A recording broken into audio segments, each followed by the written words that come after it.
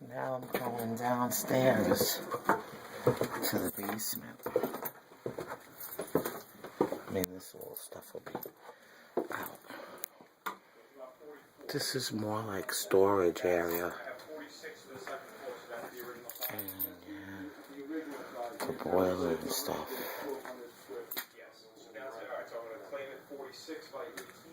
All storage here. Window.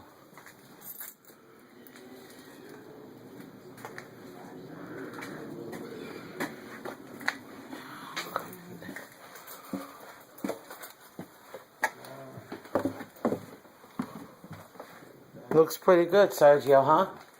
He did the appraisal of the co-op today at the house, which is amazing. Yeah, thank you for keeping me busy. That is crazy. I mean, how much of a coincidence could that be, though? I'm with you. I mean, but you guys are like all independents, right? Yeah, that's why the fact that it happened like that is not very standard.